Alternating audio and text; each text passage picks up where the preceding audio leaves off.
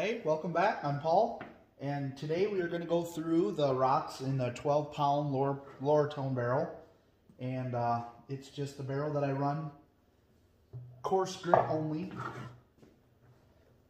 and I do everything else in my lotto right now. So there's all the slurry.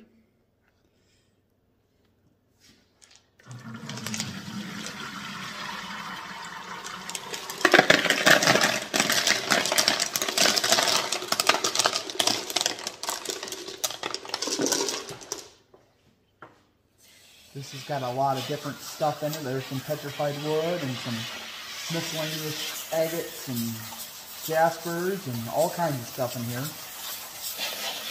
Can be a little difficult to fill up a barrel that big, but I've got a lot of stuff laying around I'd like to tumble, so that's why we ended up getting that larger barrel.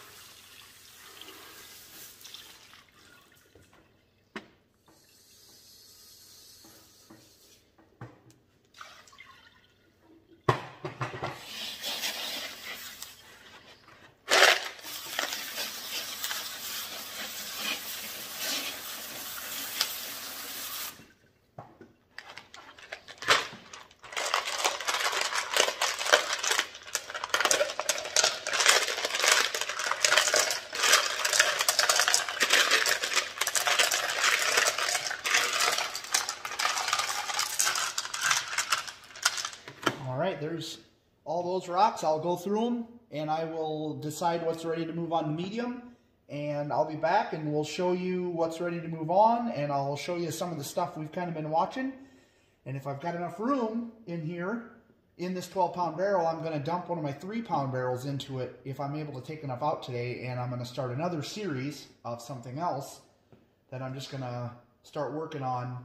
An individual, it's actually, I think, glass. I think they call it landscaping glass. I'm not sure how it's going to tumble, but I'm going to try it, and that'll be a different series. But I want to get one of my 3-pound barrels freed up so I can just have one 3-pound barrel of that material running. And I've got another material that I have on the way that we will start a series on that one also, and we can watch it go through all the weeks and all the stages and all that stuff. So I think that'll be fun. So I'll be back after I go through this and see what's ready to move on. Alright, so I've gone through everything, and this is all that we had ready to move to the next step this week, which was disappointing. I thought there was going to be more stuff ready, but that's all I'm ready to move on with. And here's some of my favorite pieces we've been watching. This is a big piece of petrified wood, and it's got this spot right here. Those 2 spots I kind of want to get rid of a little bit, and then this will be ready to move on to the next stage. I think I may have to run a batch of polish in one of my rotary barrels to tumble this, because I don't know if this will work in my lotto tumbler.